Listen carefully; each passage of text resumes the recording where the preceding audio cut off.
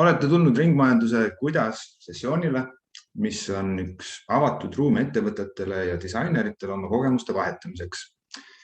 Tegemist on webinaride sarjaga, mida Eesti Disainikeskus korraldab koostöös Eesti Keskkonnajuhtimise Assotsiatsiooniga. Nende vestluste eesmärk on üldiselt vältida abstraktseid kontseptsioone ja otsida vastust küsimusele, kuidas. Kuidas mõni konkreetne projekt sai ellu toodud? Kuidas selle arendamine käis, mis oli lihtne, põnev, mis oli raske ning mis sellest lõpuks sai. Selline lähenemine aitab õppida ja võib-olla ka inspireeruda tegelikest kogemustest, mitte ainult sellistest ilusatest mõtetest ja kontseptsioonidest. Tegemist on järjekorras 7. sessiooniga, mille pealkiri on jätkusuutlik linnaruum sel korral. Mõned küsimused, mis täna jutuks tulevad, ongi siis, et milline on üks jätkusuutlik linnaruum, sealhulgas tulevad teemaks näiteks, millised on inimsõbralikud tänavad, mida võib öelda, et esitab meile oma ettekandes Martin Voltri.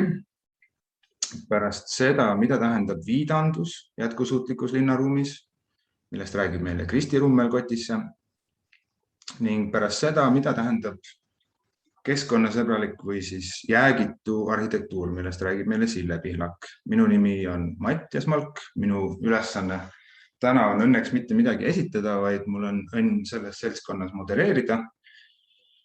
Mõned praktilised punktid, võib-olla te olete tähele pannud, et sessiooni salvestatakse ning pärast salvestus lisatakse järelvaatamiseks Eesti Disainikeskuse YouTube'i kanalisse, kus on üleval ka kõigi eelmiste kuidas sessioonide salvestused.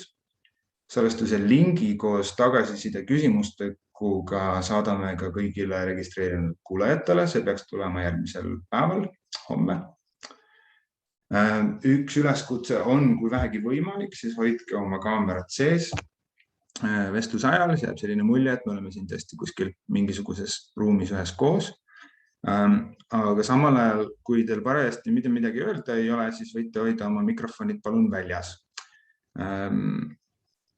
Küsimused ja kommentaarid, mis teil tekivad, ma kutsun teid üles neid kohe seesama chati kirjutama ka nende esitluste ajal. Kui on sellised otsesed küsimused, mis puudutavad esitlusi, siis me saame mõned 1-2 võtta ka kohe pärast presentatsioone ning teiste juurde või üldisemate küsimuste juurde tuleme siis lõpuarutelust tagasi. Ja siis saab ka küsimusi täiesti otse esitada, et julgemad võivad siis oma mikrofoni koos kaameraga sisse lülitada ja ise arutelu sekkuda. Webinar kestab kokku 1,5 tundi, millest siis viimased pool tundi on ühine arutelu. Ma teen hästi lühikese sissejuhatuse. Ma usun, et see teema jätkusuutlik linnaruum on kõigil, vähemalt nendel, kes siin on, niikuinii meeles ja mõttes, kas kui just mitte igapäevaselt, siis üsna palju. Aga olgu, võib laias laastus öelda, et on 2 protsessi, millele saab üsna kindel olla maailmas, mis on pidevas muutumises. Üks neist on jätkuv linnastumine ja teine võib-olla siis tinglikult inimtekkeline kliimamuutus. Üldjoones on need 2 asja omavahel tugevalt seotud läbi selle, et nad mõjutavad otseselt, kuidas inimesed elavad ja kuidas see on ajas muutunud ning kuidas arenevad need tehnoloogiad ja disaini lähenemised, mis linnastunud ühiskonna alustaladeks on saanud. Ma luban endale ühe viite, rohkem ei tee. See on sotsioloogilt Robert Park, kes on öelnud, et linn on inimkonna edukaim katse maailma omanäoliselt ümber kujundada. Kuid hästi oluliselt ja kriitiliselt lisasta sinna juurde, et kui linn on see inimloodud maailm, siis on linn ka see maailm, kuhu inimene on edaspidi elama mõistetud. Sisuliselt tähendab see seda, et need lahendused ja rakendused, mida need kuidas küsimused lõpuks loovad, ei eksisteeri vaakumis, vaid mõjutavad otseselt ja ka kaudselt linnaste elu ning linnaloojatel lasub seega lisaks võimalusele ka ülisuur vastutus. Jäämata kinni suurtesse teooriatesse ja mõistetesse on selge, et suure osa me elust veedame mõnes majas, tänaval, platsil, autos, bussis, pargis, you name it, mille keegi teine on disaininud ja loonud. Ka liiklusvood, ajavööndid, ööpäeva rütm, rahvusvahelised standardid on osa sellest infrastruktuurist, mis on ajapikku tekkinud selleks, et võimaldada järjest enamatel inimestel üheskoos eksisteerida ja majandusel kasvada. Siiski on viimaste linnaliste sajandite vältel selgeks saanud, et lõpmatu majanduskasv, vähemalt mitte lineaarsel trajektooril, ei ole võimalik ning selleks, et tulevik poleks midagi, mida karta, vaid mille poole huvi ja entusiasmiga töötada, tuleb muuta seda, kuidas ja kes linnaruumi toodab ja kasutab. Siin on suur roll just disaineritel, kes on esiteks teadlikud praegustest puudujääkidest ja potentsiaalidest, aga on ka võimelised kasutama kaasaegseid materjale, tehnoloogiaid ja protsesse selleks, et muuta tulevik taaskord positiivseks mõisteks. Eriti on vaja disainereid, kes oskavad vastata käesoleva seminari juhtküsimusele, kuidas. Kuid ma kutsuks üles ka alati silmas pidama küsimust, miks. Et siis tegemise tuhinas üldist suunda mitte kaotada. Ja ma arvan, et siinkohal mul ongi suur rõõm sisse juhatada meie esimene esitaja, Martin Voltri, kes, ma usun, mõtleb nii kuidas kui miks küsimustele üsna palju. Tänan sulle üle. Ja, suur tänu. Tervist kõigile. Mõtlen kuidas ja miks küsimustele ja väga palju mõlemale. Ma jagan kohe oma ekraani. Loodan, et see korralikult töötab ja kutsun alustada. Nii, kui te ei näe mu esitlust praegu täis ekraanil, siis andke mulle märku, sest muidu ma räägin musta pildi ees. Aga ma usun, et see toimib. Jätkusuutlik linnaruum, inimsõbralikud tänavad. Minu teemaks tänasel ringmajanduse kuidas sessioonil. Lihtsalt tutvustuseks. Ma olen disainer, loovjuht disainiagentuuris Fractal, aga hariduselt olen ma tegelikult arhitekt, linnaplaneerija. Tõsi küll, mitte liiga regulaarselt praktiseeriv. Kuid ennekõike ma tahaks mõelda endast kui lihtsalt sellisest inimesest, kellele just need kuidas ja miks küsimused väga korda lähevad ja oma huvide tõttu lisaks sellisele professionaalsele tööle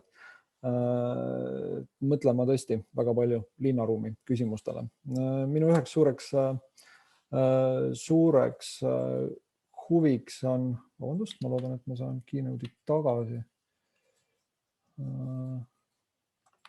Tekkis mingi probleem.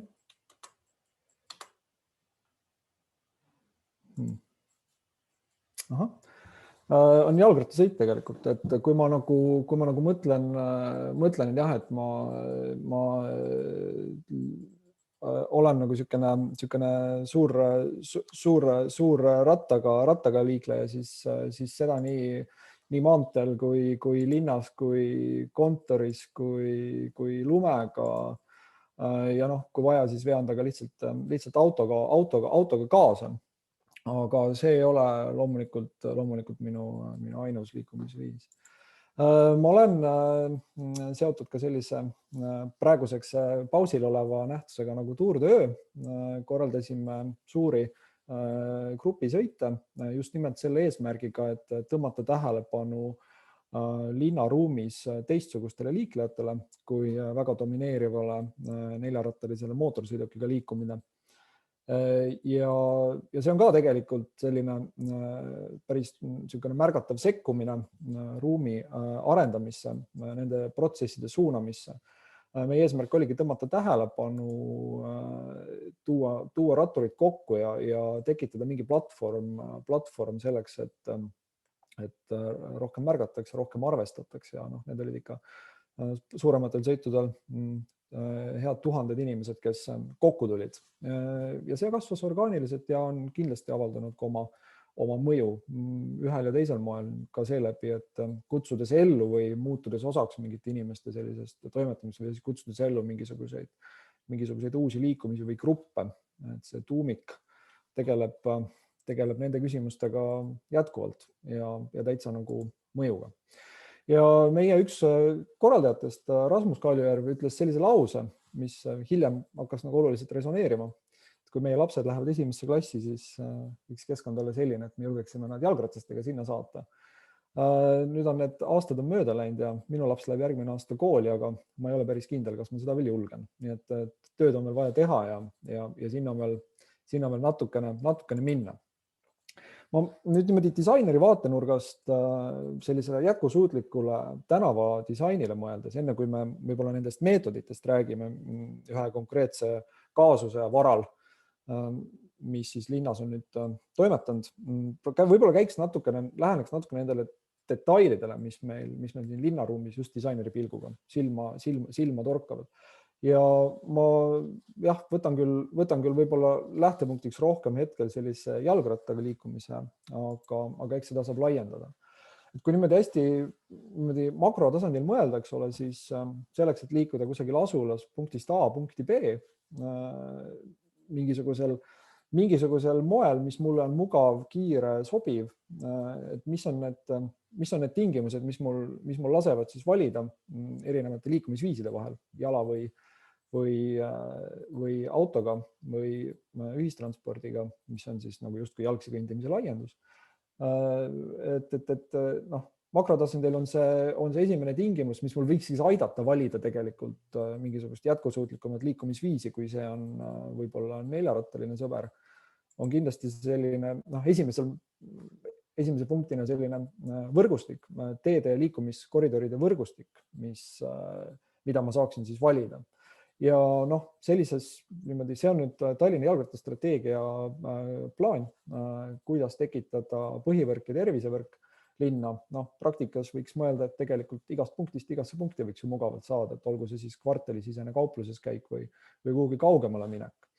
Ja sellises olukorras on, eks ole, suhteliselt vähe kasu sellistest suurtest magistraalidest, mis on pigem sellised kaugete ühenduste loojad, et see ei aita mul mugavalt, see on nüüd siin Stroomi juures olev, Rocca al Mare juures olev kergliiklustee, jalgratta jalgtee tehniliselt, et see ei aita mul võib-olla kõiki neid ühendusi saavutada. Aga et kui ma nagu on valida, et kas ma näiteks viin oma lapse lasteaeda autoga või jalgrattaga, siis tollest on mulle vähe abi. Minu puhul näiteks on vaja laps viia 6 kilomeetri kaugusele, mis iseenesest on suhteliselt väike distants, et see on jalgrattaga täiesti mõistlik vahemaa, mida läbida ja seda võiks teha vabalt iga päev ja tegelikult kui iga ilmaga. Aga rohkem kui vähem kipun ma eelistama autot, sellepärast et minu tee peale jääb ette selline tore nähtus nagu Tallinna kesklinn, mis ei ole jällegi sujuvaks, mugavaks läbimiseks väga, väga hea. Et kui niimoodi hipodroomi lähedal tehtud pilt 2 ratturist lastega sõidurajal, siis selleks on põhjus, eks ole, miks nad eelistavad sõita sõidurajal, kuigi last saates võid sa tegelikult seaduse järgi sõita ka kõnniteel. On muidugi see, et siin on meil määratud ruum nüüd 5 sõidurada ja siis üks õnnetu postide ja kehva asfaldiga täidetud kõnnitee, mis tagant on veel sisse trügitud ühe vana pitsakioski poolt.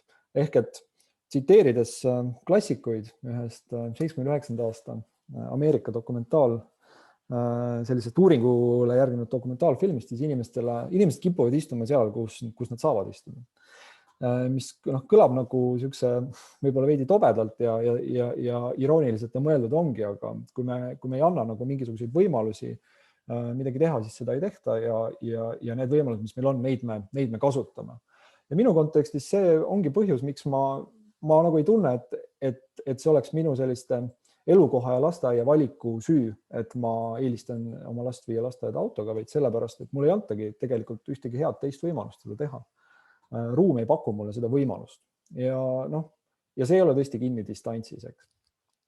Nüüd disainerina ma nagu mõtlen tänavast kui tootest, millel on mingisugused omadused ja mingisugune sihtrühm. Ja niimoodi mõeldes, mida me näeme, siis tänav on nagu kujunenud ajaliselt selliseks väga nagu ühele poole kaldu tooteks, et ühe nagu sihtrühma poole kaldu tooteks. Sõidutee osa tänavast on reeglina niisugune suur sile lai ja kulgeb enam-vähem ühel tasapinnal ühest linna otsast teise igasugusesse otsa välja. Ta on disainitud selliseid sõidukeid silmas pidades, kes seda kasutavad. Ja seda on ka näha tegelikult, siin on nüüd reidide skeem, kus joonis, kus siis näha, kui nagu põhjalikult on läbi mõeldud kõikide sõiduradade suunad, igasugused pöörderaadiused, mis kiirusega neid saaks läbida. Noh, kipub olema, et Eestis täiesti julgelt arvestatakse neid pöörderaadiusi ja kiirusi 50+10, mitte pigem vastupidi, et suurendada ohutust, vaid just, et suurendada nagu neljarattalise mugavust.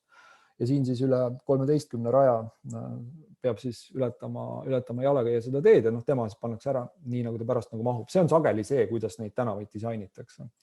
Võib-olla see ei ole pahatahtlikkusest, võib-olla see on lihtsalt sellest, et nii on alati tehtud ja nii me mõtleme. Nüüd kasutaja vaade, see kuidas ma nagu tunnen ennast ruumis või kuidas ma tunnetan ennast ruumis, eriti kui ma näiteks liigun just jalgrattaga. Et siin on üks tänav, kus puudub isegi kõnnitee, kus alaealine laps ja tema saatja võiksid liikuda, aga ometigist tundub see mulle turvalisem tänav, väga palju mõnusam tänav kui näiteks kuulus Gonsiori tänav, kus on ilusti äärekiviga eraldatud kõnnitee ja isegi joonistatud maha rada koos tähistusega jalgratturitele. Ja probleem on väga lihtne. Probleem on selles, et siit ühel hetkel sõidab mööda 50-ga üks suur risttahukas, mille kaal on umbes 10 tonni. Vasakpoolsel pildil ma arvan, et kõik teavad, kuidas käituda ja võtavad hoogu maha. Paremal pool seda ei ole. Okei, jah, see on nagu tingitud vajadusest sealt omanda teatud läbilaskevõimet, aga see on see, mis mind mõjutab, seda ruumi kasutades. Ja selline näide, eks ole, Kuressaarest, kus siis on sellist segatud ruumi kasutatud, kus tasapind on enam-vähem sama, on väikeste füüsiliste liigutustega need pinnad natuke ära eraldatud, et oleks turvalisem, aga on tekitatud jälle uus probleem, et suvisel ajal on see kohvikuid täis ja see võtab tekitab natukene probleeme, aga jällegi siin inimesed teavad, kuidas käituda ja mulle tundub see turvalisem. Kõige turvalisem tundub muidugi jalgratta jalgtee, aga see ei aita kuidagi liikuda poodi või lasteaeda antud juhul. Nii et sellest on meil vähe abi ja samamoodi, mis nagu sellist, tänav on tervik, tänav on disainitud tervik, seal liiguvad erinevad liiklejad, nüüd nende kõikide koosmõju on see, mis peab tekitama selle olukorra, et me tahaksime seal liikuda, et see oleks hästi disainitud, et jällegi, kui 50 km/h tunnikiirusega sust väga lähedalt sõidukid mööda sõidavad, siis see ei aita kuidagi. Tee, kui nagu punaseks värvitud see vasakpoolne ala tahes, seal ei ole tegelikult mugav olla. Ja psühholoogiliselt, niimoodi, kui nüüd natuke nagu proovida ratturitest mitte rääkida ja mõelda näiteks kas või jalakäijatele, siis kuulus Pärnu maantee lõik Vabaduse platsi lähedal, kus on aastate jooksul keelatud isegi peatumine, aga kus kiputakse ikka peatuma, siis nendele kaupluse ja kohvikupidajatele on seal alati olnud suureks nagu meelehärmiks see, et seal ei ole peatumiskohti, sest see justkui tõrjub nende kliente, millele on muidugi väga lihtne nagu öelda vastu, et aga kui tõesti 2 peatumiskohast sõltub sinu klientide hulk, et siis võib-olla on nagu midagi muud lahti ja siin tänaval ma ütlekski, et see tänav on lihtsalt kole, kivi ühest maja seinast teisel poole vastalpool tänavat oleva seinani. Siin ei ole mõnus jalutada, siin ei ole mõnus olla ja sellepärast siin ei oldagi. Ja see on üks hästi oluline psühholoogiline aspekt ka selle ruumi juures, et selle kasutamine sõltub sellest, kuidas me ennast seal ikkagi tunneme ka võib-olla siis esteetikast näiteks. Nüüd detailid, mida võib-olla kiputakse, seda ongi mõningate negatiivsete näidete varal, mida kiputakse ära unustama sageli, on see, et kasutajatel on tegelikult omadused ja vajadused ja võib-olla kusagil niimoodi plaanis projekteerides võib see kuhugi kaotsi minna, võib-olla ka teostades.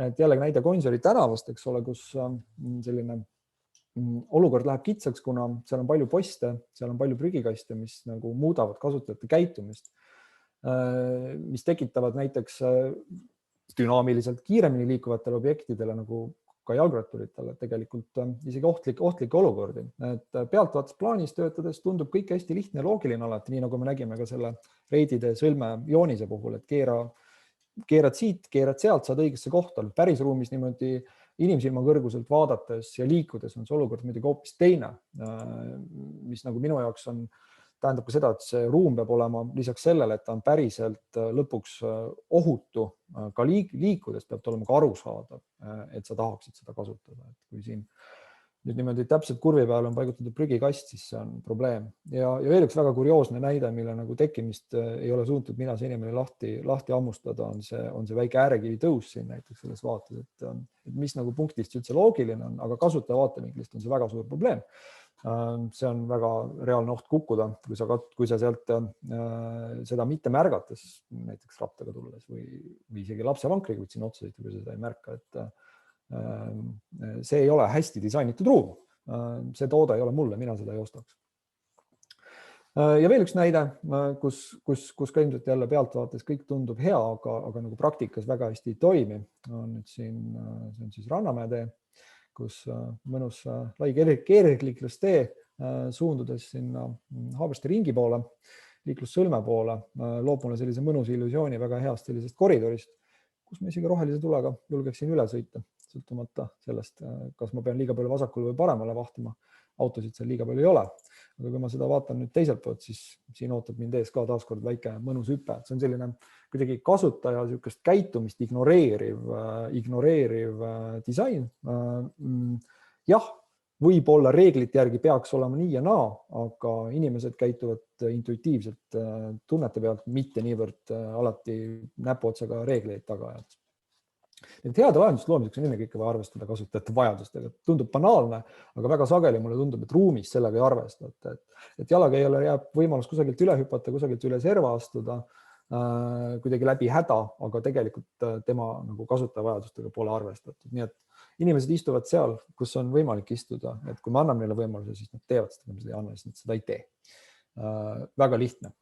Nüüd selline praktiline näide ühest sellisest ruumi muutmisest, mis on nüüd selle suve jooksul toimunud, on Kollase Feelmanni Vilmsi Tobiase projekt, mille viis läbi Elava tänava rühmitus. Ma ei ole selles projektis otseselt ise osaline olnud, aga ma olen väga lähedalt selle projekti osas need inimestega rääkinud, läbi käinud nii selle teostamise ajal kui ka hiljem. Mul on teatav sisekogemus. Elav tänav on siis MTÜ, mis just selliseid ruumiparandusi, sellise taktikalise urbanismi vormis ellu viib. Taktikaline organism siis muudab suhteliselt väikeste, suhteliselt lihtsate liigutustega linnaruumi meie ümber paremaks. See ei ole väga vana nähtus tegelikult, see on vist kuskil 10-15 aastat tagasi alguse saanud liikumine. Ja Elav tänav võttis siis oma vaatluse alla kvartali seal Gonsiori Kreutzwaldi vahel, Feelmanni tänava, Vilmsi, Kollase vahel jääva sellise tänavarägastiku, mis ei ole kindlasti magistraaltänav, kus liikumine peaks olema suhteliselt vaikne ja rahulik. Tõsi, sealt liigutakse päris palju läbi mootorsõidukitega, aga siin on kindlasti omad probleemid, mida see ruum ka põhjustab ja neid probleeme on siin lahendatud. Nüüd vaatame ühte nagu konkreetset sõlme, Feelmanni Kollase sõlm. Ortofotol on hästi näha, kuidas siin on meeletult palju tühja pinda, mis on siis sõiduradade vahele tühjaks jäetud. Ja kuidas selline ruum mõjub? Esiteks on see muidugi jalakäija poolt vaadates küllalt ebamugav, rasked ületused, pikad ületused. Ja teised küll, et selline ruum mõjub ka psühholoogiliselt liiklejatele, kes kipuvad, kui sul on ees suur lennuväli, siis kipub kiirus üles minema. Tundub hästi loomulik, et sealt saab kiiresti läbi.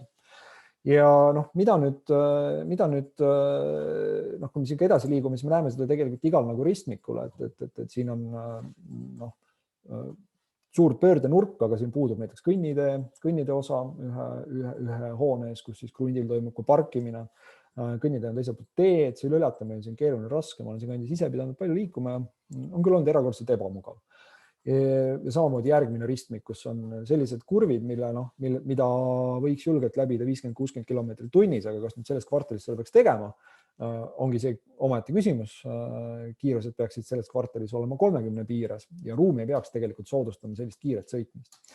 Ja Elava tänava projekt siis tahtiski neid küsimusi adresseerida sellises vormis, et muuta see ruum selliseks, nagu see oleks sellele liikumiskiiruste, liikumisvajadustele sobivam, planeerides päris põhjalikult läbi ilma oluliste selliste, esialgu selliste ilma oluliste suurte muudatusteta siis selline ruumi ümbermängimine, kasutades selliseid lihtsamaid võtteid, ütleme sellist, luues sellist pigem nagu markeeritud ruumi, aga nagu muutes nagu tegelikult olukorra ohutumaks ja paljude jaoks ka mugavamaks.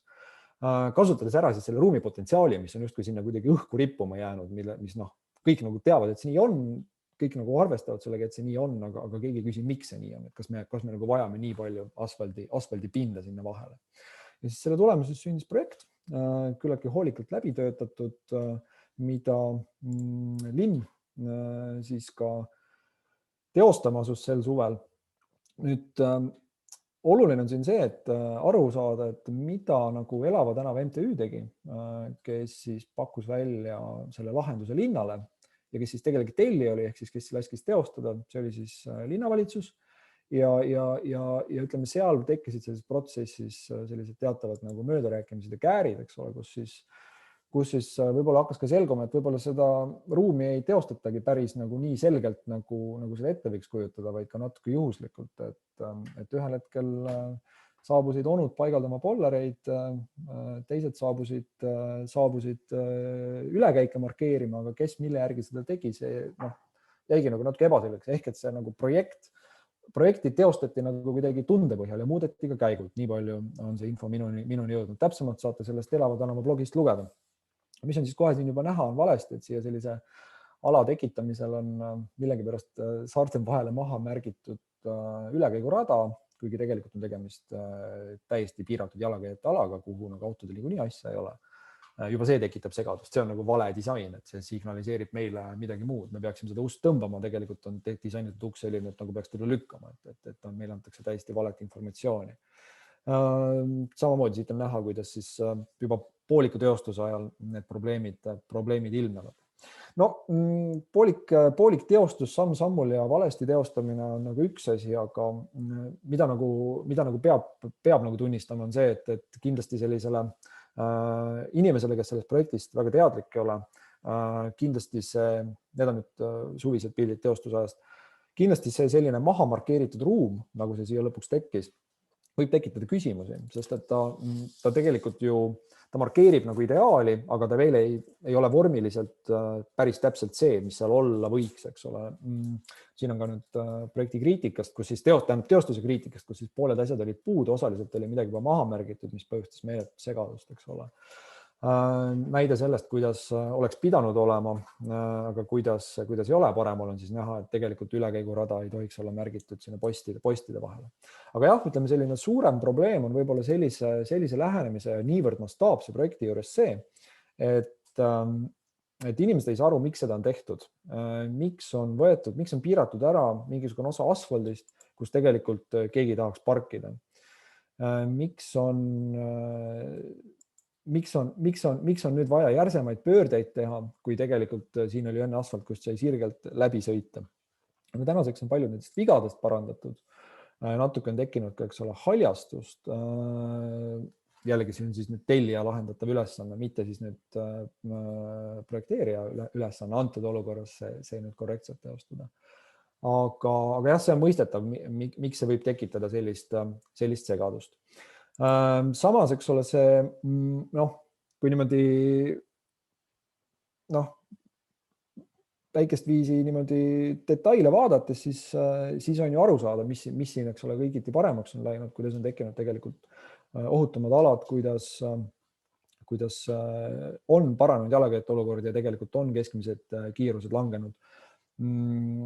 Võib-olla lihtsalt sellist see ootaks veel seda järgmist sammu, et nüüd need pinnad oleksid ka päriselt millekski kasulikuks muudetud osaks haljastuseks või millekski kasutatavatest pindadest, et see paraku sellise taktikalise liikumise puhul nagu probleemiks on ja jätkuvalt siin Facebookis võetud pilt, et kiputakse igale poole parkima ja trügima, kuhu tegelikult enam ette pole nähtud ja võib-olla see on ka ju ühest küljest mõistetav, sest et plats on olemas. Pulgakomm on näha, aga kätte võtta ei tohi, et on tekkinud selline olukord. Samas ma arvan, et sellise esimese pääsukesena, kuidas siis nagu tõesti kogukond initsieerib mingisugused muutused ruumis, et siin läheksid asjad paremaks, on see väga hea näide, see on kindlasti paljudele asjaosalistele ja paljudele kõrvalseisjatele väga hea õppetund, et mõista, kuidas tegelikult ruum võiks olla ja kuidas neid asju tegelikult saaks ellu viia. Ja ma tahan nagu veidi positiivsemal noodil lõpetada, et jättes siis selja taha need kitsaskohad, mis võib-olla seal teostades õhku jäid. Kuressaare näide, kus linnaväljakute loomise protsessi raames rajati uus keskväljak, mis on ka tekitanud kohalikes väga palju võib-olla küsimusi, kuna seal on väga allatõmmatud läbimiskiirus, aga teisest küljest kõik need mured, mis esialgu õhku tulid, nagu näiteks kauba vedamine on seal kauplustesse, kuhu ollakse harjutud sõitmas kaubikuga ukse ette, on tegelikult leidnud oma lahenduse. Selgub, et kaupa on võimalik vedada ka teisel moel, kui otse ukseni sõites ja lapsed tunnevad sellest, vähemalt suvel sellest purskkaevandusest seal küll väga suurt rõõmu. Et väga suur osa sellisest raiskavast asfaldipinnast on asendunud kasutatava ruumiga ja seda me saame tegelikult teha väga paljudes kohtades mujal ka. Nii ka seal Felmani kollase piirkonnas. Nii et niimoodi kokkuvõtteks ma võib-olla tahakski öelda, et ennekõike on vaja vaadata ruumile täpselt selle pilguga, et miks see ruum praegu meil selline on, nagu ta on, kuidas me saame seda paremaks teha ja üliolulisena arvestada päriselt nende kasutajakogemusega sealt inimsilma perspektiivist, olgu ta siis liikumise pealt, olgu ta siis istudes, seistes. Et senikaua, kui ideaalsed lahendused on läbimõeldud ainult plaanis, nad tegelikult ei pruugi kasutajatele toimida. Aitäh!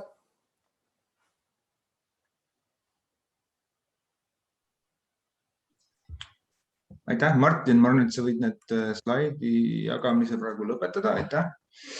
Nii, ma näen, et chatis ulub külm tuul.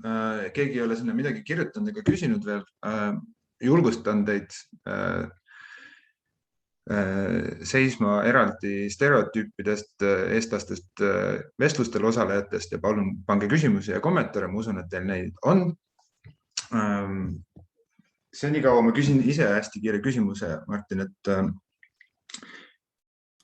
mulle tundus, et sa vaatasid hästi selge kriitilise pilguga neid rattaradasid alustuseks on ühe näitena sellest, et kuidas asjad saavad halvasti minna, kuigi neid hetkel tehakse. Ja lõpetasid just väga hea noodiga, et me peame aru saama, miks need asjad niimoodi on, eks ole.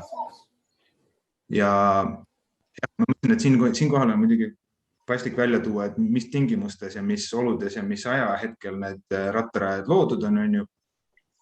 Ja miks see enam-vähem täpselt nii läks. Aga mulle eriti meeldis see, et sa alustasid sellest tuurtöö näitest, eks ole, ja seal sarnastes ettevõtmistes on selline mõiste kasutusel nagu see kriitiline mass, eks ole, et tuua jalgratturitele linnapildis nähtavust, ohutust, teadmist, et on sellised liiklejad, eks ole, korraldatakse üritused, nad on kõik korraga väljas ja neid nimetatakse kriitilise massi ürituseks, eks ole. Ja siis sa rääkisid tänavatest kui toodetest ja nendest vigadest, mida nende toodete disainijad hetkel loovad. Ja siis mu küsimus võib-olla jõuabki sinnamaani välja, et kuidas siis luua seda positiivset kriitilist massi just selles tänavaloomes ja kas sa näed või kuidas sa näed nende vabaühenduste rolli selle kujundamises? No täpselt selline see roll ongi, et kriitiline mass võib olla ka see, et keegi hakkab küsima, eks ole, et kui küsitakse piisavalt palju ja juhitakse piisavalt palju tähelepanu, siis instantsidele, kes selle teostamisest meie ruumis vastutavad, siis hakatakse selle tähelepanu pöörama. Täpselt nii nagu rattaasjaga on läinud, et alguses vaadati nagu kuidagi imelikult, kui see asi kasvas väga suureks, siis kutsuti vaibale ja küsiti, et mis te teete siin, kui saadi aru, mida me teeme, siis oli, et väga hea, super, me tahaks teid aidata. See puudutas kusjuures politseid. Et samamoodi see, kui inimesed ise elavad elava näitel, tõstatavad neid küsimusi ja pakuvad ise välja lahendusi, on juba väga suur samm edasi. Ja teiseks siis täpselt, et juhtida mingis mõttes ma arvan, et ükski asi pole nagu sellises disainis liiga väike, et juhtida tuleb tähelepanu kõikidele pisiasjadele, sest nendest pisiasjadest see nagu hea tervik lõpuks moodustub. Täpselt nii nagu igasuguse tootega. Kui sul ikka midagi käes jupsib või see, ma ei tea, kartelinuga siin natukene mingi nurga alt nagu kraabib ja sul endale haiget, et sa ei taha seda kasutada. Täpselt samamoodi tuleb siin kõik need detailid välja tuua. Ainult siis see asi saab minna paremaks. Ja ainult siis kuulatakse, kui väga palju küsitakse. Ja võib-olla selle jätkuks ma küsin, et need rattasõidud, eks ole, see on niisugune teatav guerilla lähenemine, eks ole, et seda saab ka eksprompt ja ilma politsei abita korraldada, eks ole, aga see Elava tänava näide just seal Kollase tänava kandis toimus väga selgelt just nagu linnavõimu toel või ainult nende nõusolekul. Ja mu küsimus ongi see, et kuidas teid sinna, kuigi sa ise sellega otseselt sellega nii otseselt seotud ei ole, aga oled teadlik, siis kuidas üldse pulti saada? Tuleb läheneda mõistliku jutuga, tuleb läheneda selgete ettepanekutega, siis tegelikult kuulatakse. Sellist lihtsalt tühja trummi taguda ja Facebookis kritiseerida ei ole lõpuks ka väga palju kasu. Tuleb lihtsalt rääkida need inimesed, kes asju teevad. Ja kui sa lähed sinna mõistliku jutuga, siis võetakse ka tõsisemalt. Et banaane loopida ei ole mõtet, et räägime nendest asjadest nagu tõsiselt, räägime nendest asjadest sisuliselt. Ja ma nägin siin ka Anne esitas ka küsimusi, et kui ma tohin sellele kohe vastata, et kuidas veel esialgu negatiivselt reageeriti. Kuidas ja millal peaks selgitusega kaasa? Tuurtöö näitel loomulikult, see on jah kriitilise massi tüüpi üritus. Me ise kunagi pidanud seda kriitiliseks massiks.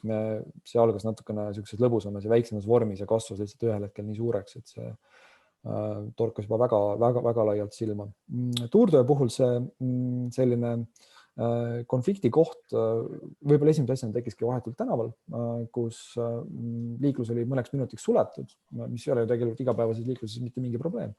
Aga ta tekitas sellist võib-olla kohati sellist negatiivset reaktsiooni, et mis te sõidate siin, miks te mul nagu sõitavad, aga näed, me oleme ka liiklus, me võime ka liigelda, et sellised väiksed arutelud, vestlused viisid sageli tegelikult väga nagu selge arusaamise ja mõistmiseni, et väga äge oli see, kui grupile kimas järgi üks kuikas, et ma nägin teid autoga, ma viisin auto ära, ma ütlesin teile järele, super, miks ma varem ei teadnud ja nii edasi. See vestlemine on hästi-hästi oluline, aga loomulikult, kui on konfliktisituatsioon, mida sul ei ole võimalik võita, siis ei ole mõtet nagu sellega vaeva näha, et eks neid üksikuid asju oli ka. Pigem ma näen, et seda positiivset reaktsiooni oli oluliselt rohkem. Silma torkavad alati need väikesed negatiivsed, aga positiivsed oli oluliselt rohkem. Just see, kuidas asi kasvas, kuidas inimesed kaasa tulid, kuidas nad hakkasid tegelikult mõtlema. Et las need mõned kisavad, et tegelikult ammuta seda energiat sellest plusspoolest. Näe seda rohkem. Kuna meil on aeg kuklas, siis ma näen, et nüüd hakkas küsimusi tulema. See tähendab seda, et arutelu toimib. Väga hea. Paneme siin väikese koma, läheme edasi. Aitäh, Martin. Järgmisena räägib meil Kristi. Ma ei hakka sissejuhatust tegema, et saad kohe alustada. Kohe panen oma slaidid.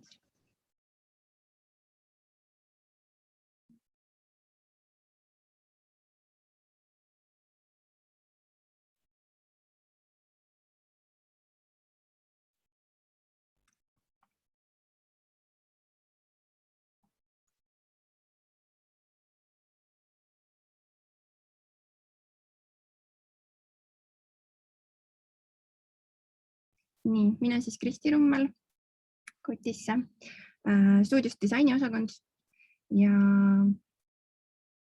oleme siis selline stuudio, saime suvel 10-aastaseks ja oleme algusest peale tegutsenudki siis linnaruumi ja liikuvusega.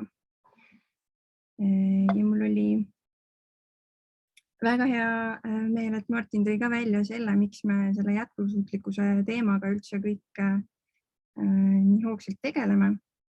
Et see on ju ikka selleks, et ka meie lapsed saaksid rohelist ja mitte nagu asfaldi kõrbest koosnevat linnaruumi ka tulevikus kasutada ja et nad saaksid seal ka iseseisvalt liikuda. Et mina ise siis liigun igapäevaselt kastirattaga oma 3 lapsega. Turvaline tunne alati ei ole, aga ma kuidagi tunnen, et ma nagu tahan survestada seda, et sellist liikumist võimaldataks. Kuna Martini fookus oli rohkem rattateemal, siis mul on enda fookus just nagu kõndimise ja kõnnitavuse peal. Ja käiks välja sellise mõtte, et kõndimise potentsiaal ei ole linnaruumis ära kasutatud nii, nagu võiks. Et ma ei tea, kui palju me üldse kõndimise peale mõtleme. Me teeme seda automaatselt. Võib-olla mõtleme ainult jalutamise kontekstis, aga tegelikult iga meie teekond algab ja lõpeb kõndimisega. Ja see on ka kõige enam linnaruumi kasutuses hoidev liikumisviis. Ja see on ka kõigile hästi võrdne ja kättesaadav. Ja lõppkokkuvõttes me oleme kõik jalakäijad, mis iganes abivahendit me seejuures ka kasutame. Jalakäijat iseloomustab see, et teda tegelikult ei ole võimalik piirata ei torude ega ka infoviitadega. Ja tal on vaja teatavat vabadust linnaruumis liikumisel, ehk siis ta valib ikkagi endale meelepärasema liikumisviisi või teekonna, mistõttu me ei saa seda talle 100% ette kirjutada, et kuidas ta peaks liikuma. Ja sellepärast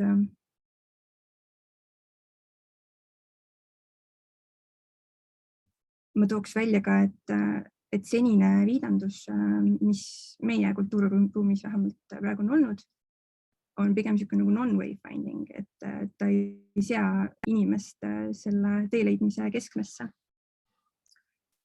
vaid ta proovib teda juhtida punktist A punkti B, ilma talle endale mingit otsustusrolli jätmata. Ja tihti see on selline veidi paaniline ja ärev viitamine viimasel hetkel, siis kui nagu muud varianti ei ole, et kui inimest ei ole võimalik teisiti liigutada.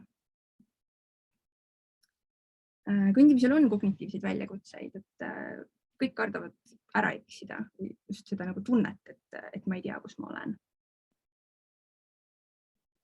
Ja võib ka olla see, et me kujutame ette, et mingi distants on oluliselt pikem, kui ta tegelikult on. Ja sellised tunded tekivad eriti sellistes takistuskohtades, kus me ei näe, mis tulema hakkab ja me võib-olla kaotame oma suunataju, nagu on igasugused tunnelid, sillad, suured viaduktid. Mida me disainiosakonnas teeme, on see, et me ei muuda oma vahenditega ruumi. Me ei saa seda teha, aga me proovime luua muutusi linnaruumis infodisainivahenditega, et inimest toetada ükskõik millises linnaruumis ta siis parasjagu liikuma peab, millised on sealsed takistused, et me toetame teda sellel teekonnal nendest takistustest mööda ja proovime talle anda piisavalt vabadust selles ruumis liikumiseks.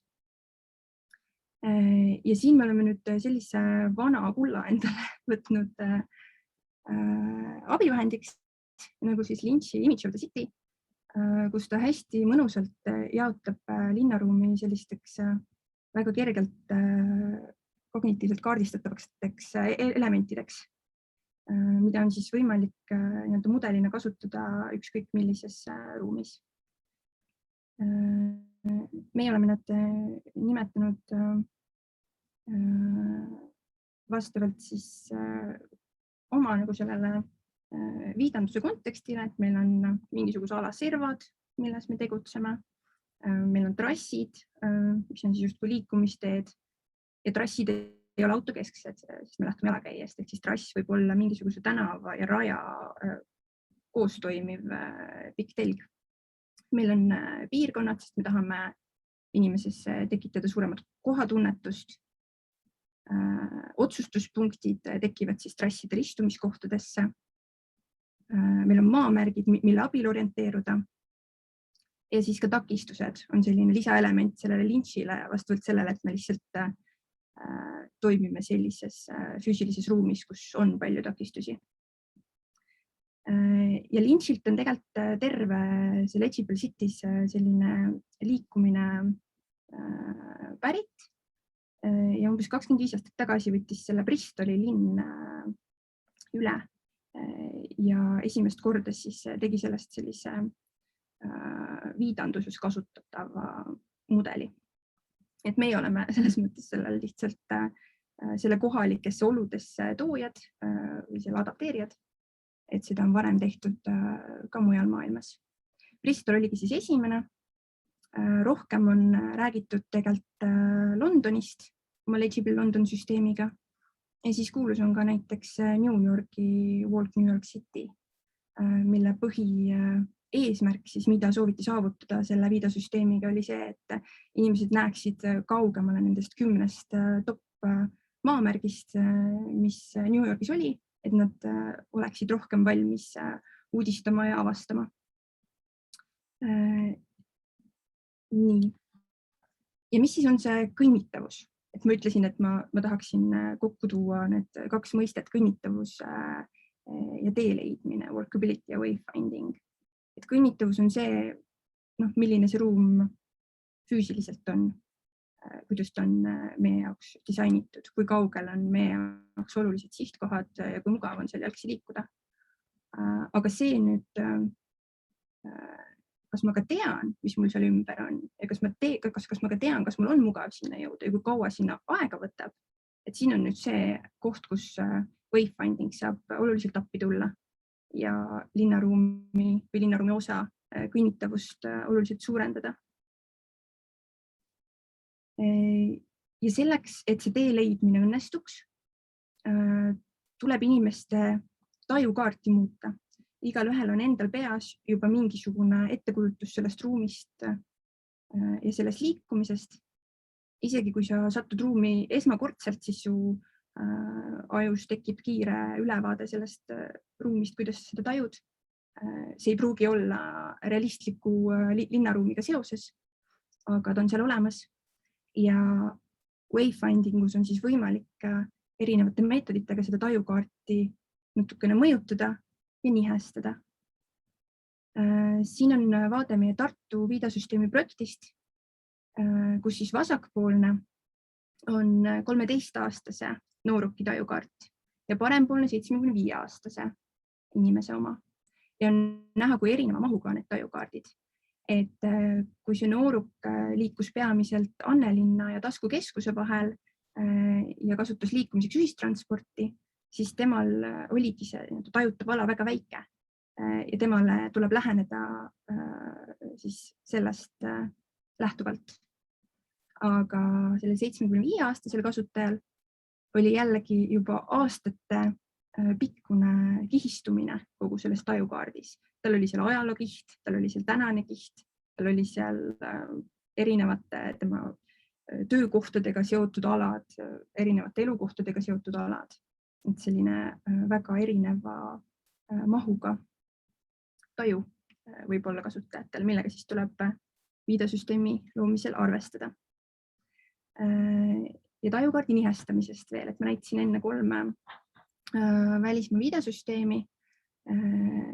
Londoni puhul siis, miks ta nii kuulus on ja miks ta nii fookuses on see, et Londonis on tegelikult olnud alati väga tugev infodisain ja üks nende kuulsamaid tooteid on kindlasti see Londoni metrookaart. Aga mis nüüd nii-öelda uutes oludes, mis probleem tõusetus, mis oluliselt erineb sellest, mis võib-olla meil siin Eestis on. Eestis me tahame, et kasutajad tuleksid autodest välja ja hakkaksid linnaruumi kasutama jalgsi, siis Londonis oli vajalik, et inimesed tuleksid maa alt välja ja hakkaksid linnaruumi kasutama jalgsi, sest metrookaart oli nii hea ja toimiv ja usaldusväärne nende jaoks, et nende tajukaart oli täielikult võõrdunud sellest, mis tegelikult toimub maa peal ja nad olid valmis kulutama rohkem aega peatusest peatuseni sõitmiseks, selle asemel, et liikuda see distants jalgsi. Ja sellepärast loodigi see Legible London viidasüsteem, et inimest kõigepealt maa peale tuua ja siis teda seal linnaruumis ka edasi aidata. Meie disainiosakonnas oleme töötanud tänaseks 3 sellise mõtestatud viidasüsteemi projektiga, kus me oleme sedasama Lynch'i mudelit kasutanud. Nendele 3 projektile tegelikult eelneb ka Tallinna sadama viidasüsteem, millega me tegelesime 2014, kus me juba kasutasime neid samu meetodeid nagu nendes süsteemides väliviitede puhul. Jalakäija suunalist kaarti, sellist suuremat kohatunnetuse rõhutamist ja muud taolist. Aga nendes projektides me oleme seda teinud siis nüüd veel süsteemsemalt. Tartu fookuseks oligi siis terve linna tegemine hoomatavaks nii jalgsi kui rattaga.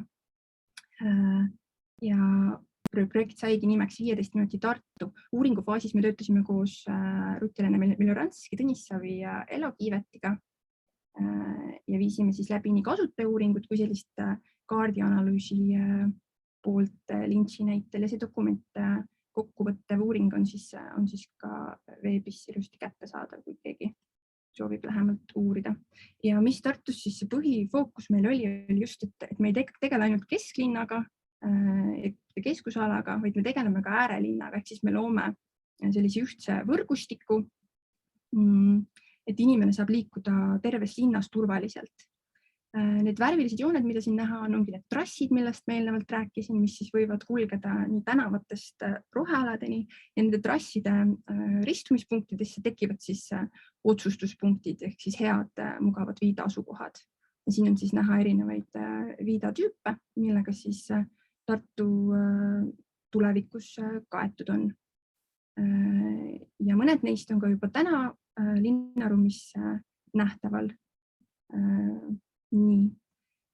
Ja miks hoida seda fookust mitte ainult kesklinnal, vaid ka laiemalt, on just see, et kohalik teab, ta tunneb ruumi, tal on juba mingid kindlad liikumisteekonnad, aga kui ta väsib ära sellest ruumist sellisel kujul, nagu ta on seda harjunud tarbima, siis ta võib ka valida auto või mingisuguse mugavama liikumisviisi, sest tal hakkab lihtsalt igav. Et ka teda on vaja julgustada ja talle anda lisainfot, mida ta võiks linnaruumis sellel teekonnal teha. Siin on siis näha seda Tartu viidasüsteemi teist etappi, et kui esimene etapp oli puhtalt uuring, siis teises etapis koos Stuudio ja Veiko-Liisi B210-ga me lõime sellele viidasüsteemile ka siis visuaalse vormi. Ja tänaseks on siis linnaruumis näha neid rattatootemeid, on ühistransporti disain linnaruumis üleval ja siis Raekoja platsis on ka linnatootemi prototüüp esimene ja peagi peaks saabuma ka 15 minuti tootemi siis selline füüsiline prototüüp ja siis ka suunaviit. Kuigi ma ütlen, et ma keskendun täna jalakäijale ja jalutamisele, siis tegelikult kõikides nendes projektides me oleme läbivalt vaadanud kõiki liikumisviise ja ka kõiki erinevate kasutajate vajadusi. Ehk siis tegemist on alati universaaldisainiga ja ka siin on nii pimedatega arvestatud, et neil oleks eraldi infokiht, mida nad saaksid kasutada ja samuti on see terve toote, mis siis kasutada ka ratastooli kõrguselt mugavalt. Siis sellise mõiste tooksin siin sisse nagu väsitava pikkuse perspektiiv, mis on pärit keelilt ja milleni me jõudsime Tartu projektiga, kui me hakkasime tegelikult päris alguses, kui meile püstitati ülesandeks siduda või tuua inimesed Lõunakeskusest tagasi kesklinna, sest et Lõunakeskus on justkui nagu eraldi linna servas, seal on kõik erinevad teenused olemas, aga ta on kommerts ja inimene veedab justkui oma aja siis katuselt väljumata, mis ei ole linnaruumi kasutamise mõttes väga mõnus perspektiiv. Ja siis tekkis vajadus seda Lõunakeskust, mida siiski ju inimesed kasutavad, kuidagi rohkem kesklinnaga siduda. ja kutsuda inimesi ka sellel teekonnal uudistama ja avastama. Ja sinna vahele jääb selline pikk ja kulgev Riia tänav, umbes sama tundega, nagu võib-olla meil on Narva maantee, kus siis lõiguti on sellist hoomamatut kulgemist, näilisi lõputa ja väga ei kutsu kõndima.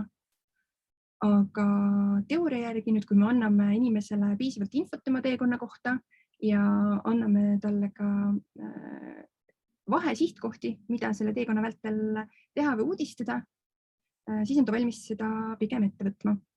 Ja täna on see veel eriti realistlik selles olukorras Tartus, kus ka rattad on kõigile mugavalt kättesaadavad rattaringluse abil.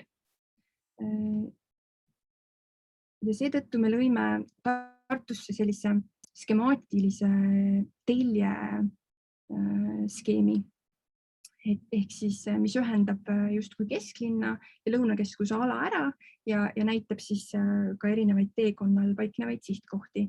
Ja ta toimib siis koos sellise suunaviidaga ja hakkab siis ilmselt tulevikus olema igal selle pika hoomamatu telje ristmikul.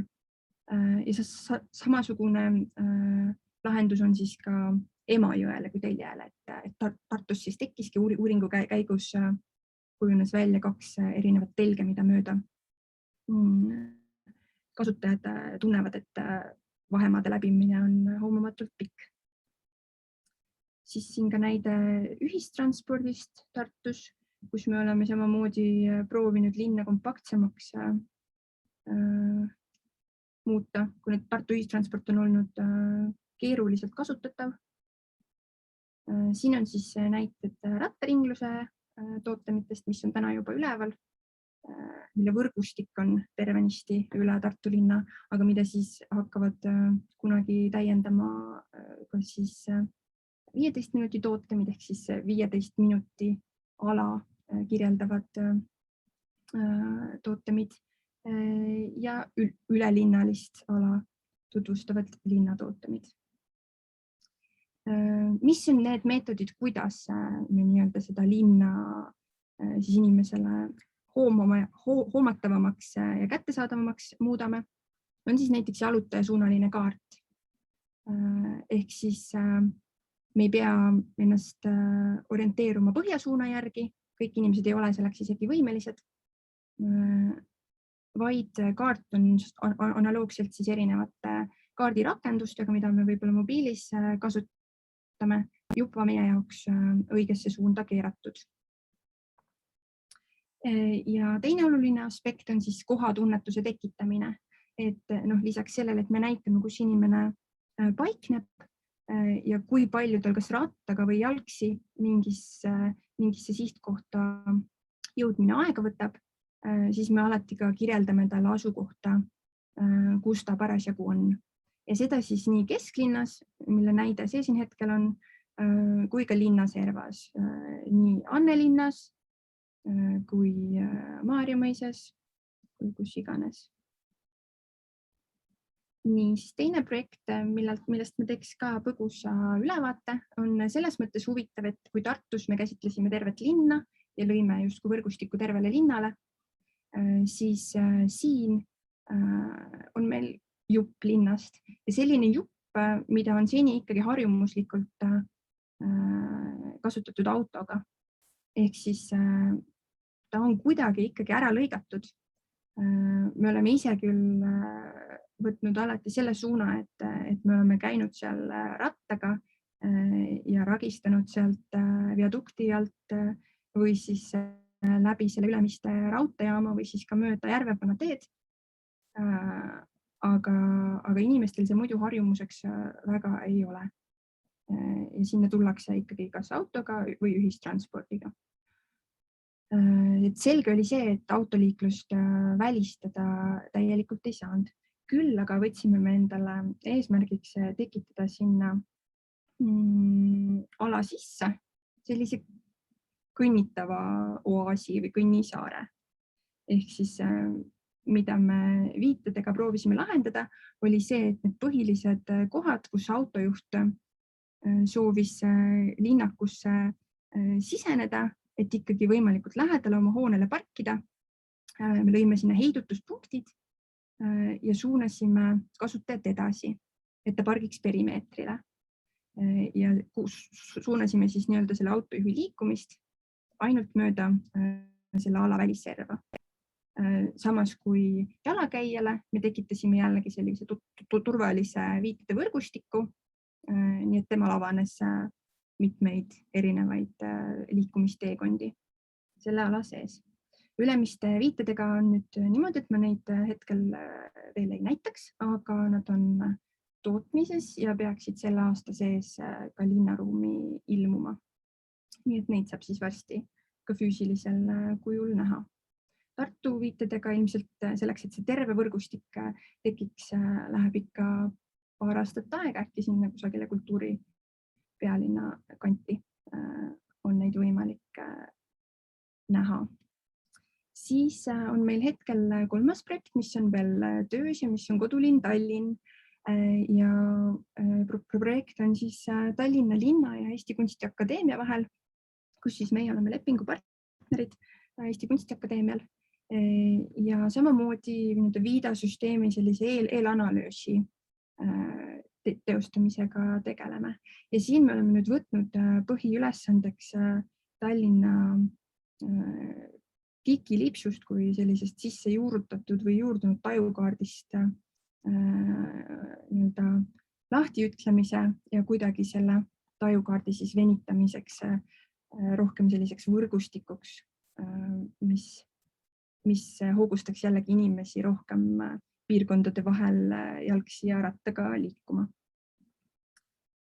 Ja selleks me oleme Tallinna jaotanud sellisteks põhisuundadeks, mida mööda siis selline suunamine viidasüsteemi mõttes hakkab toimuma ja mille vahele siis omakorda sellist ämblikuvõrku hakkame kuduma, et ka kogu liikumine ei toimuks ainult läbi vanalinna, vaid siis ka piirkondade vaheliselt.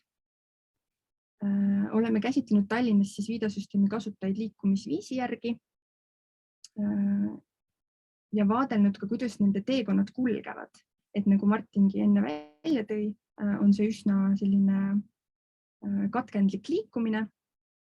Ja see on nii jalakäijal kui ratturil niimoodi, et nüüd ka kui need punased rattateed ratturi jaoks tekkisid, muutus ka jalutaja teekond niimoodi ootamatult piiritletuks, et nüüd tal on veel mingi osa alast, mida ta justkui ei peaks kasutama, aga see on hetkel selline tunnetuslik kokkulepe, mis veel kujuneb. Ja siis samamoodi ratturil, kes nüüd peab vahetama siis seda punast rada, bussirada, jagatud ala, tähistamata ala ja ühist ala ja siis aeg-ajalt ületama sildu, tunneleid ja siis kuidagi ikkagi mingit tajukaarti sellest linnaruumist tunnetama. Ja siis me lõime sellised teeleidmise Maslow, kus me Tallinna puhul tundsime, et on vaja välja tuua ka sellised nagu baasvajadused, et me peame tegelema lisaks nendele tüüpvajadustele, mis siis seisneb selles, et kus ma olen, kuidas ma sihtkohta saan ja kus ma veel seigelda võiksin, on siis ka see level, et kus ma üldse nagu, kas mul on siin turvaline, kuidas ma üle tee saan, tee sai otsa. Ja siin on siis näited näiteks nendest baasvajadustest, et kesklinn on küll otse, aga suunatakse ümber või siis sõitsin pikalt, aga tee sai otsa. Tee keerab, aga mina tahan otse minna või siis näiteks tulin, aga saabus trepp. Et ka selle kohta on võimalik viidasüsteemil anda tuge kasutajale ja aidata teda nendest takistustest mööda ja see on ka üks eesmärke, mida me Tallinnas oleme endale võtnud. Ja muidu terviklik teekond, mida me Tallinna puhul hetkel ette näeme, et see kõik projekt on veel töös, ongi siis see saada hakkama level, et meid teavitatakse takistusest, siis, et me planeerime oma teekonda, kuna Lynch'i järgi ka see planeerimine on justkui see nagu kõige olulisem osa navigeerimisest, et inimene saaks ise oma teekonna valida, et ta oleks ise oma teekonna juht, et tal oleks sellist seiklemis- ja avastamisruumi ka sellel teekonnal. Siis suunaviitedega tema teekonna toetamine, ratturile eraldi mööda telgi nii-öelda info andmine ja siis ka kohale jõudmise tähistamine. Ja siis küsimus, mis alati kõigil tuleb, et telefonis on ju Google Maps, et miks see videosüsteem, siis tegelikult ega me ei taha olla nägupidi telefonis terve ajaga õues liikudes ja nii kaotaks kogu see nagu walkability toetamine oma mõtte, sest et inimene, kui ta on nägupidi telefonis, siis ta ei kasuta linnaruumi, siis ta ei kasuta erinevaid teenuseid, parke, ei suhtle. Et siis ta on ikkagi oma isoleerunud maailmas. Et see ei ole justkui see eesmärk. Siit minu poolt kõik. Aitäh, Kristi. Nagu ma ütlesin, me oleme nii heas seltskonnas, et presentatsioonid ja näited ja vastused, kuidas küsimustele on pikad ja põhjalikud. See tähendab seda, et meil hakkab natukene ajaga vaikselt kitsas saama, aga seepärast ma ütlen, et me praegu küsimusi ette ei loe. Neid hetkel ei ole otsaga tulnud, aga ma soovitan need küsimused, kommentaarid, mis teil Kristile on, palun pange need chati niimoodi, et kõik neid näevad ja siis äkki juba kas Sille esitluse ajal, nagu ma näen, Martin vahepeal vastas ühele kommentaarile kirjalikult, saab neid siis chatis lahendada. Nii, et meil võib-olla natukene, kui me varastame lõpust aega, siis natukene ühiseks aruteluks ka aega. Aga siis aitäh Kristi selle esitluse eest, küsimused, kommentaarid chati ja ma annan sõna üle Sillele. Tere kõik. Panen kohe share screen'i sisse ja loodan, et te näete minu ekraani. Ja, korras. Mul on hea meel olla kutsutud siia, sest see üleskutse ise, et kogemuste vahendamine ja sellise väga isikliku ja vahetu loo rääkimine mulle väga läheb korda, sest et just sellega ma arvan, et me disainerid ja arhitektid jõuamegi kaugemale. Ehk siis, et kui ma praegu siin vaatan enda aspektist, olles positsioneeritud kahes kohas, et ühtpidi EKA teadur, teistpidi siis ka praktiseeriv arhitekt, arhitektuuripraksis, siis ma tahaks näidata seda mõlemat külge, mis on see nii-öelda loovuurimuse külg, kui ka siis praktiseeriva arhitekti igapäev. Ja ma arvan, et selle puhul on hästi oluline, et ka mainida, et me just oleme sellist kompetentsikeskust EKAs arendamas või asutamas, mille nimi saab olema siis Puitarhitektuuri kompetentsikeskus ehk siis PAK ja loodan, et siis seal me selle oma teadustööga saame ka seda jätkusuutlikud ruumikultuuri arendada.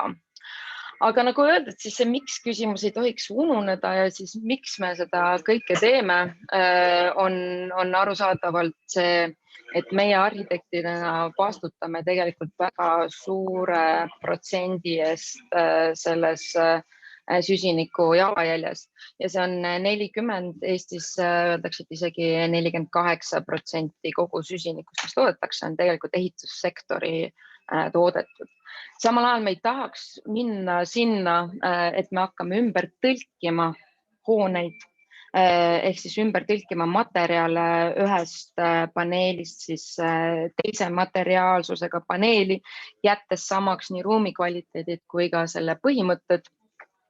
Ja sellepärast mulle väga meeldis üleskutse, uue Bauhausi üleskutse, mis toonitas, et me peame süstemaatiliselt looma praegusele ajastusele erilise esteetika lisaks sellele eetilistele küsimustele, mida me nagunii peame selle arhitektuuriga lahendama. Ehk siis, et lisaks materjali valikule ja materjali teadlikkusele me peame tegelema ka eetiliste probleemidega, et me saaksime luua nüüdisaegse stiili ja jätkusuutliku arhitektuuri.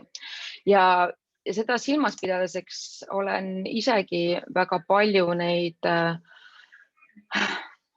artikleid kirjutanud, üleskutseid teinud ja lootnud, et need muutused võiksid tulla. Arusaadavalt on ka väikses skaalas linna sekkumisi tehtud, mis on tihtilugu olnud ajutised või siis väike osa suurest projektist. Aga iga kord, kui olen läinud linnaruumi skaaladesse, mis peaksid olema püsivad, siis võistlusprojektis olnud puitsindlid muutuvad klinkeriteks või liimpuidust disainmast, millega vormiloogika tuleneb materiaalsusest, on muutunud teraseks. Ja see on üks asi, mida ma olen nagu pikalt ka oma väitekirjas lahanud, et kuidas või miks eeldatakse, et materiaalsus on kõigest üks selline esteetiline otsus ja mitte üldse nii palju nagu kontseptuaalne otsus. Ja sellepärast ma tahakski nagu tänase presentatsiooniga vastata küsimusele, et kuidas luua siis seda uut jätkusuutlikku ruumikultuuri.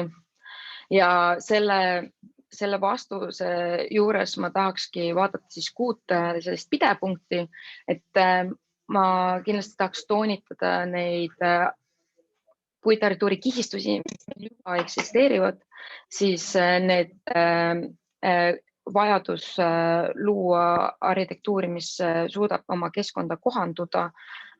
Me peaksime moduleerides leidma need disaini lähenemised, luua ruumi, mis on liigendatud ja aus oma materjalide osas ning seda kõike teha siis jäägivabalt. Ja see, mida me loome seda tehes, siis võiks olla nende samade lähtepunktidega vastatud, et see puitarhitektuur vaatab ajalukku, on teadlik oma minevikust ja kõik need järgmised punktid. Ehk siis need on need 6 lähtepunkti või ütleme, et siis nagu 5 korbuseerilikult võiks öelda, millele siis arhitektuur, mida me proovime luua, võiks toetuda. Aga eellugu ehk siis need eksisteerivad puitarhitektuuri kihistused. Tahaks mainida, et see oli praeguseks 100 aastat tagasi, kui loodi viimane tüüp kortermaja projekt, mis oli puidust. Aga ma tahaks ka toonitada, et aastatel 1870 kuni 1917 enamik hooneid, üle 85% kõikidest ehitatud hoonetest olid puidust ja meil tekkisid need linnajaod, mis tegelesid just sellise arhitektuuri ja siis väikseskaalalise tänavaruumi tekkimisega. Ja samal ajal ma tahaks ka toonitada, et need siis 20-ndatel tekkinud kivist nii-öelda Tallinna majad, kivistrepiga majad, et need olid siis, see oli väga Eestile omane lähenemine, sest et meil oli palju töölisi või tööstuste omanikud olid tegelikult välisriigist ja neil ei olnud huvi tegelikult panustada kallitesse majadesse ehk siis kivist arhitektuuri ja sellepärast siis loodeti hästi kiiresti väga palju üles ehitada, mida sai teha ka samal ajal siis inimene, kellel olid varasemad kogemused ainult puitarhitektuuriga.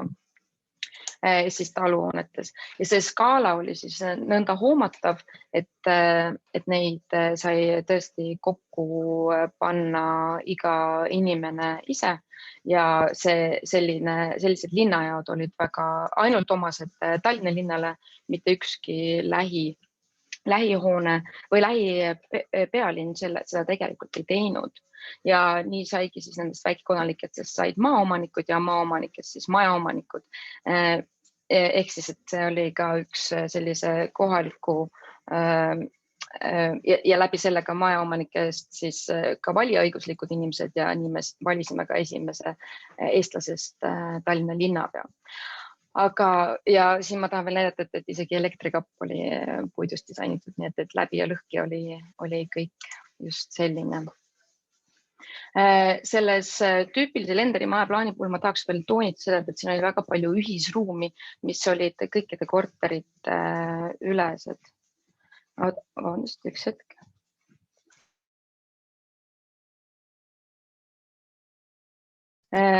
Ja siin siis nendes ühisruumides, mis oli lisaks ka siis nagu mahutamisruumid, olid ka siin tualette ja koosolemisruume ja paindlikkus selle tüüpmaja puhul oli ka see, et neid sai mitme erinevate korruselisustega ja neid alati kohandati siis sellesse konteksti, kus neid lõi.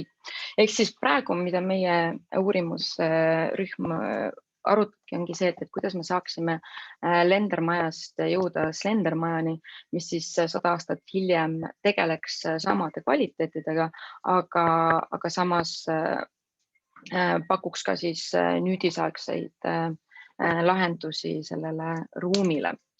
Ja ma arvan, et üks nendest lahendusest ongi see keskkonda kohandatavus, ehk siis me teame, mis ilmakaart, milline fassaad jälgib, mis suunas ta vaatab. Me tegeleme lisaks linnaruumise kontekstile ka klimaatiliste ja valgussekkumistega, et kuidas, et jälgides seda valgusliikumist seal ruumis. Samal ajal me ei tohi ära unustada, et me oleme üks suurimaid puitmaja tootjaid ja sellepärast on hästi oluline või väga suur potentsiaal on peidus selles, et me teeme koostööd puitmaja tööstusega, et selle asemel, et neid eksportida, siis tegelikult need tuua linna konteksti, kus me ei ole harjunud neid väga pikalt nägema. Ja see kohandatavus on ka siis meie tööriista ahelas kirjas, kus me proovime alati integreerida siis ka inseneride ja töösturite vajadused siis ühte sellisesse algoritmilisse programmi, mis annaks siis meile võimaluse sellist aktiivselt adapteeruvat, optimeerivat 3D mudelit luua, mis, nagu te näete, siis siin on nii inseneride vajalikud jõud, tõmbejõud peale pandud, aga samal ajal ka materjali kogus, mis selle tegemiseks läheb ja samal ajal see raamistik, mille sees ta liigub ja adapteerub, on kõik need arhitektuursed raamid ja kompositsioonilised raamid, mida siis meie arhitektina ette paneme. Ehk siis, et me kujutaks ette, et see arhitektuur või see kas tüüpkorrus, maja või hoone võiks reageerida kõikidele sellistele kvaliteetidele, et me pigem ei disaini, ehk siis, et me ei joonista seda vormi, vaid me otsime seda vormi läbi nende piirangute. Ja seda me nüüd lisaks sellele Soorepasele olemegi tegemas suurema ahela neid, ehk siis, et see perekond, mis on tekkimas nendest soolastest, me kutsume, osad on siin sookured ja soorebased, et nad kõik siis erinevat funktsiooni kandes, erinevate nurkade all, traate kandes tegelevad siis ka oma vormi kohandamisega ja loodetavasti siis on peatselt ka uus sookurg kerkimas Tartu lähistele. Teine teema on paindlik ruumiplaneering ja selle puhul ma rõhutaks just seda, et me loome hoonet, mille näiteks vaheseinad ei pea ei kandma ega siis piirama, vaid me tegelikult saame tekitada lõputu ruumi, justkui sellise DNA-ahela heeliksi, mis pidevalt jätkub ja me saame korterid osta pikkuse järgi, mitu meetrit sa selles ahelas tahaksid endale seda korterit või fassaadi, mitte see, et mitu ruutmeetrit me nüüd selle korteri ostame. Ehk siis, kui me saaksime panna need vaheseinad ükskõik kuhu, siis meil tekkis hoopis teine lähenemine kinnisvara ostmisele. Ja natukene see paindlikkuse all ma ei pea üldse silmas seda, kui otsida, mis on nüüdisarhitektuur Google'is, siis see paindlikkus, mis on selline paberlik paindlikkus või ütleme nii, et siis kortsutades paberilehte ja nähes sealset arhitektuuri, mis ei mõtesta seda materiaalsust, millest see tuleneb, võiks hoopis vaadelda teise nurga alt, et me ei hakka kortsutama paberit kui mittemateriaalset materjali, vaid me algusest peale tegeleme polügoonidega, kuhu on sisse pandud need teadmised ja arusaamad, mis materjal, millega me töötame, mida see materjal suudab. Ja nii me oleme teinud tegelikult tudengitega juba 6 aastat Eesti Kunstiakadeemia arhitektuurijaoskonnas juhendades, et me otsime igale tudengile, anname ette selle lähteülesande, et otsi see enda see moodul või see korduv element ja proovi siis sellest luua väikses skaalas, siin on siis nii-öelda võib-olla järiskaalas objektid, aga siis samas järgmine semester pannes need suureskaalalistesse objektidesse, et kuidas kas Tallinna bussijaama või Süku hoonet ehk siis 10-20 000 ruutmeetrist samasugusel modulaarsel meetodil lahendada. Ja nii on ka siis palju installatsioone kerkinud, kus on tegelikult üks korduv element või siin antud juhul 2 ja neid kombineerides siis on pandud peale limitatsioonid, et üks mees kraana otsas suudaks selle sinna üles viia, enda käes hoides paigale panna ja ära kinnitada. Et kõik sellised limitatsioonid on need, mida me oma töösse ja sellise nii-öelda modulaarselt mõeldes proovime juba algülesandesse sisse panna. Ja nii on ka siis erinevates skaalades hooneid, mida me hetkel lahendame nii mitmekordsest kui ka väiksematest eramustest, et proovime just sellist modulaarset tehases eeltoodetud tüpoloogiat arendada. Vertikaalne liigendatus on üks selline asi ka jällegi, vaadates näiteks sellist 40 ruudust kortermaja siin, et kas me saaksime ruumi liigendada ilma, et me peaksime panema seinu vahele või isegi klaasseinu. Me saame selle läbi astmelisuse tekitada alasi, kus lagi ja põrand ei ole alati sama kõrgused.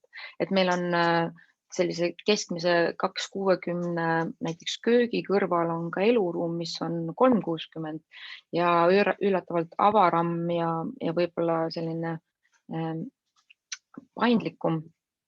Just paindlikum selles mõttes, et mis me seal ruumis saame teha ja kui palju seal seda õhuruumi on ja ta annab võib-olla ka mingisugust vaheldust ja seda me oleme vaadanud ka siis näiteks Eesti standardite järgi kõige maksimaalselt kõrgem hoone, mida me hetkel saame ehitada, on siis 8-korruseline puithoone ja see on hetkel ka siis veel viimast nädalat vist arhitektuurimuuseumis väljas maja, mida vaja näitusel, kus astmelisus on siis ongi see nii-öelda heeliks, mis läbivalt läheb läbi hoone ja need vaheseinad võivad olla seal, kus vaja.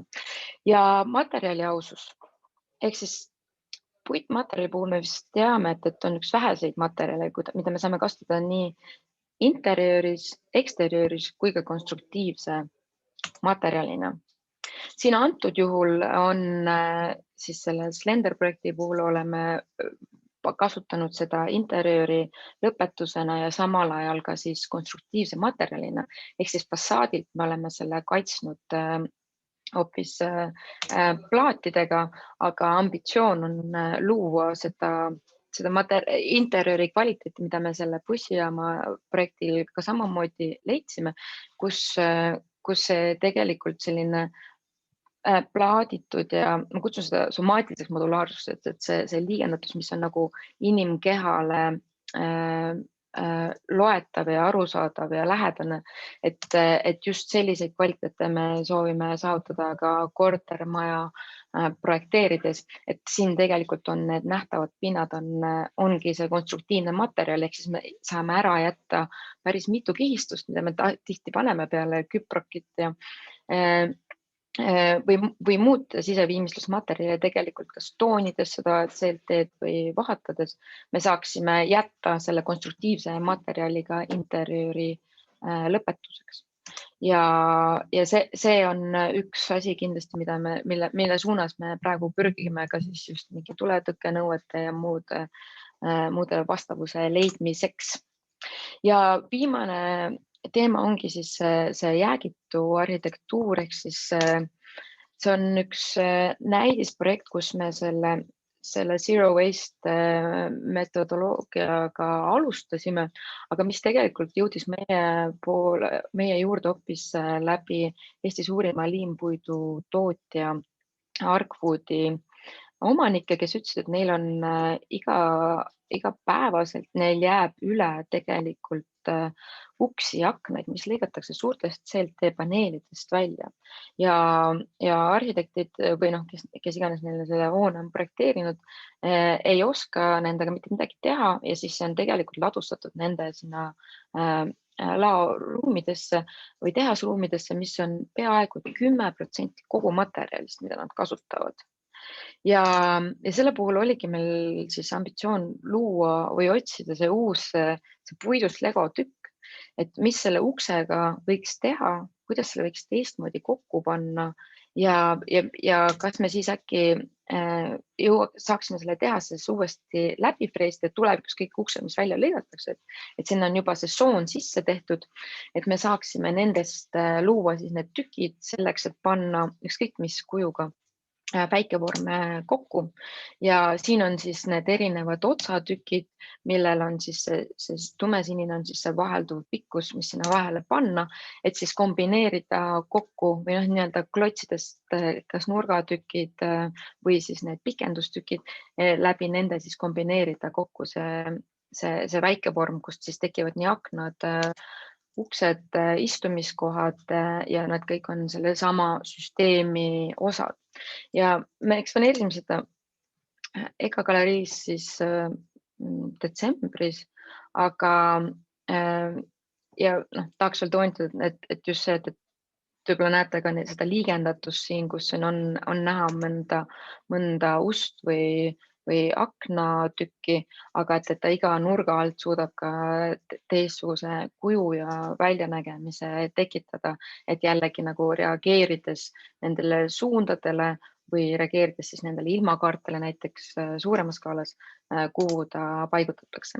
Ja selleks, et ta välisruumi kohandada, selleks me siis süvestasime selle vana hea Yakizugi tehnikaga, mis siis oligi leeklambiga selle nii-öelda välispinna ülekäimine ja panime siis need klaasid sinna nendesse soonte sisse ja tekitasime ta siis veekindla ruumi seest, jättes selle siis tumedaks ja soojemaks. Ehk siis kõike seda kokkuvõttes jõuamegi küsimuseni, et milline see jätkusuutlik arhitektuur peaks olema, millised need ruumi kvaliteet võiksid olla ja millised need koostöömeetodid oleksid, mis tooksid selle uue lisaks eetilisele ka siis esteetilise kvaliteedi välja ja seda kokkuvõttes siis ma kujutaks ette, et see peakski olema, see peaks mõistma neid eksisteerivaid kihistusi, mis Eesti puitarhitektuuris juba on olemas.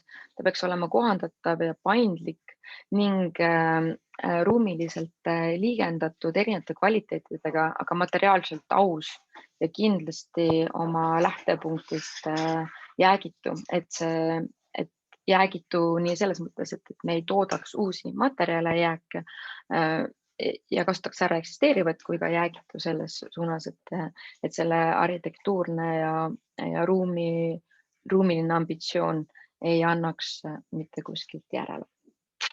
Ja see on kõik. Aitäh!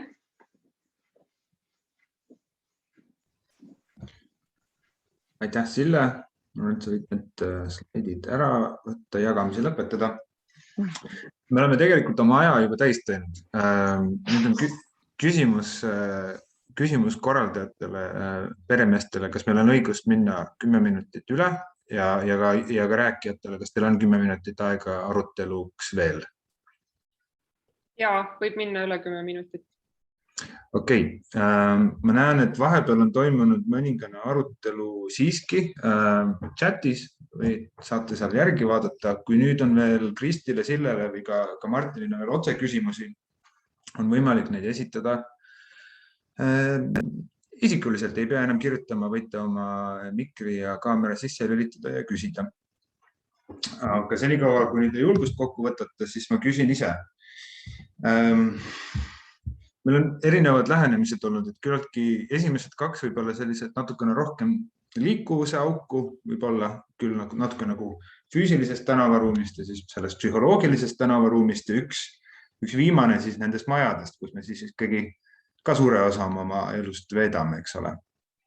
Aga võib-olla ma tooksin siin välja küsimuse seotud jätkusuutlikkusega, mis puudutab rohkem sotsiaalset jätkusuutlikkust, mis on ka osa laiemast spektrist, et kuidas, meil on olnud need liikumise teemad, kuidas saada inimesi autost välja. Meil on natuke nüüd selle modulaarse tüüpelamu väljapakkumine, ka see tekitab võib-olla kerget mingit, 5-korruseline tüüpelamu tekitab kohe konnotatsioone mingisugusest Hruštšovkast ja sellest, et kas ma tahaksin, mitte kohe, aga ma intrigeerin. Ühesõnaga, mu küsimus puudutab seda, et kuidas teha eestlasest jällegi üks kollektiivne liik. Et me tegelikult oleme üsna suure osa ajast sunnitud olema teatud olude tõttu kollektiivsemad kui hetkel ja nüüd valitseb mõnes mõttes selline lokkav indiviidsus. Tahan sõita autoga, sõidan autoga, tahan elada eraelamus linna ääres, siis teen seda. Ja mulle tundub, et mõnes mõttes see teema, millest me räägime, see jätkusuutlik linnaruum puudutab suures osas just seda, et kui palju me oleme valmis olema kollektiivsed, võib-olla ka mingis mõttes nagu teatavat indiviidsust loovutama. Et kas mõni esitajatest võib-olla Sille, kui sa rääkisid nendest ühisruumidest, mis olid esimestes Slenderi majades, kas te mõtlete ka näiteks ühiskasutajate ruumidele nendes uutes Slender hoonetes? Ja oleme küll seda arutanud just selles aspektis, et mis seal esiteks see, et kui keegi tahab oma korterit laiendada, siis keegi peaks seda ka vähendama, eks ole, et kõik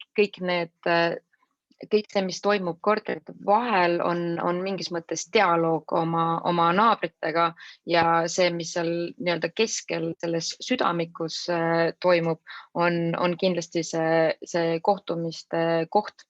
Ehk siis meil praegu on kõige huvitavam just see, et mis teha üldse sellise standardiga, nagu näiteks on parkimiskohtade projekteerimine hoonete alla.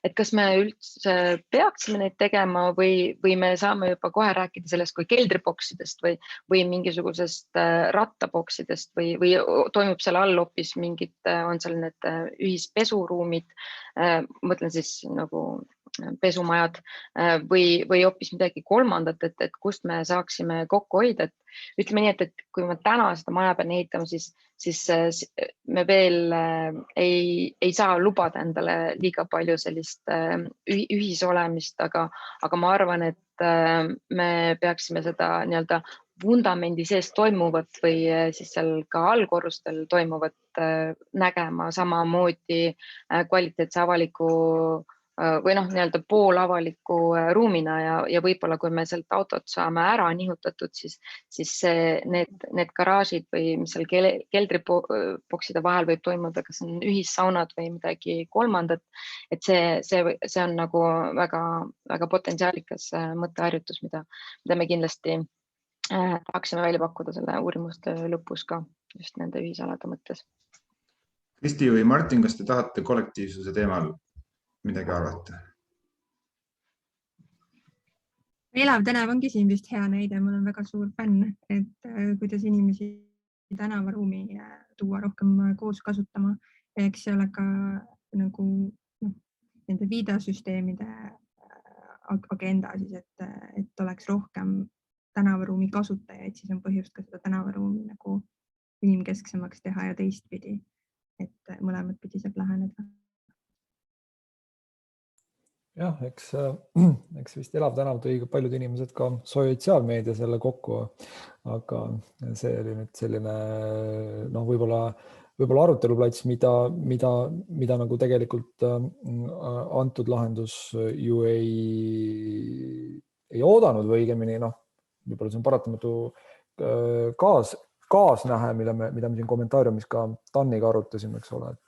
Aga eks just luua neid võimalusi, neid ruumi rohkem ühiselt kasutada, et see on ka jah, nüüd Elava tänava näide, anda ruumile uut potentsiaali, mis ei oleks lihtsalt see, et sealt tuleb läbi tuhiseda või üle joosta, eks ole. Jah, küsimus on see, et kui palju me oleme selleks oma iseloomu poolest võib-olla võimelised või tahame seda teha ja kas me seda alati tahame teha, aga kindlasti on seda võimalik rohkem saavutada, kui seda praegu toimub. Üks küsimus on tulnud veel Dan Mikkinilt. See on otseselt suunatud vist Sillele. See puudutab puitmaterjali, kui ringmajanduslik see on, ehk siis selle tootmise jalajälg, metsa tuleb ju raiuda kuni liimpuidu taaskasutusse võtmiseni. Ma tean, et Sillele on sellele ilmselt väga hea vastus olemas, aga see on tabav küsimus, kuna teema on ringmajandus. Ma samal ajal lasen Sillel küll esimesena vastata, aga ma küsiks sama küsimusega Kristi käest. Kui palju on mõeldud nende viidanduste disainimisel just nagu materjalidele, nende taaskasutuse võimalusele ja mis nendest asjadest saab, sest need on asjad avalikus ruumis, eks ole, mis tahes tahtmata ühel või teisel moel kuluvad. Et alustame Sillest. Ja, Dan, see on hea küsimus, sest et kui me käisime seda metsa arengukava kirjutamas, siis oli just, see oli pidevalt küsimus, et kui jätkusuutlik see tegelikult on. Ja ma tol hetkel, mis oli siis paar aastat tagasi, saingi aru sellest, et me peame tegema kõik, et kui see üks puu sealt maha võetakse, et sellest saab maksimum võetud. Ja praegu ma ei näe veel seda. Ma ei näe, et see üks puu saaks nagu selle maksimaalse vääringu ja et ta ei viida nii-öelda lihtsalt toorpalgina välja ja kõik need osised oleks kasutatud.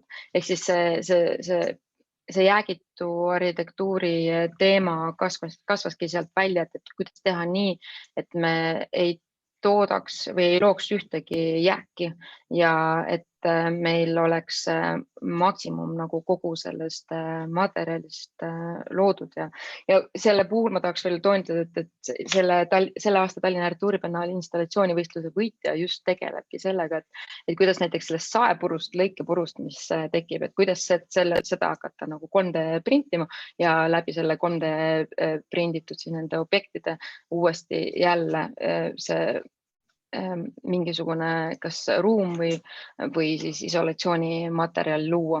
Ehk siis, et ma arvan, et kõik tegelevad sellega, et me peaksime võtma palju vähem puid maha, kui me praegu oleme võtnud. Just selle eesmärgiga, et me oleme sellest palju rohkem kätte saanud. Sama hetkel veel ei näe. Võib-olla küsin, kui palju te sellele järelelule ka mõtlete nende moodulite puhul, et mis nendest pärast saab? Kas neid saab ümber kasutada, ümber tõsta? Nagu Lego saab tavaliselt mingiks muuks asjaks uuesti kokku panna. Ja absoluutselt, sellest ongi see, et kas sa teed tapiga või sa liimid selle kokku, on ju, et puidu puhul me tapime selle kokku, nii nagu vanad palkmajad on tapitud ja selle nagu suur pluss ongi see, et selle saab lahti võtta, need paneelid sealt uuesti välja võtta ja panna ta teistmoodi kokku, mis on ka jällegi üks selle bussipeatuse puhul, mis oli näha, et sellest saab tegelikult ükskõik mis vorm, ükskõik, aga saab mingisugune teatud kogus erinevaid väikevorme kokku panna ja me loodame seda sama, mida siis praegu tehakse nende palkmajadega, et kes siis tuuakse ära ja viiakse sinna rannikualadele, pannakse uuesti kokku mingi teise kohta, et ma loodan, et see palkmajade nii-öelda legolikkus saaks ka paneelpuitmajade puhul jätkuda ja sellepärast me töötame tapi ja siis sellise lahtivõtmise modulaarse meetodiga. Kristi? Tartu videosüsteemi näitel siis seadsime stuudio ja Veiko Liisiga kindlasti endale üheks oluliseks eesmärgiks juba algusest peale, et see toode oleks pikaealine, et ta oleks selles mõttes linnaruumis kaua vastupidav ja püsiv objekt, et ta ei oleks kuidagi ei ka visuaalilt liiga ajutine või mingites trendides kinni, et oleks ka vormilt ja materjalidelt tugev ja vastupidav ja kergesti parandatav ja vahetatav. Ja materjalideks on seal siis metall ja klaas ja nad on selles mõttes eraldi võetavad, kui neid on vaja välja vahetada. Et mingil määral seal tuleb kindlasti polümere mängu, eks ole, et meil on seal ikkagi valguskast ja valguskasti kiled, see on Eesti kontekstis justkui see valguse teema on ikkagi vajalik, et muidu me looksime toote, mida ei ole alates kella 4-5 enam väga mõnus linnaruumis kasutada. Valguse osas me katsetasime ka varianti, et seda toita päikeseenergiaga, kahjuks jällegi Eesti kontekstis ta ennast ära ei toidaks ja see oleks pigem väikest sorti rohepesu, et seetõttu ta on ikkagi linna elektrivõrgus, aga see valgus tundus ikkagi nagu oluline aspekt, mis peaks olema, et seega pikaealisus ja kerge vahetatavus ja hallatavus olid need märksõnad, mis seda jätkusuutlikkust tagaks. Kuivõrd vahepeal ei ole rohkem küsimusi siia chati tulnud, siis ma võib-olla, ja aeg on ka üle, siis ma võib-olla teeksin sellise ettepaneku, et iga esineja saaks teha viimase statemendi, et kui teema on jätkusuutlik linnaruum, küsimus on kuidas, siis palun.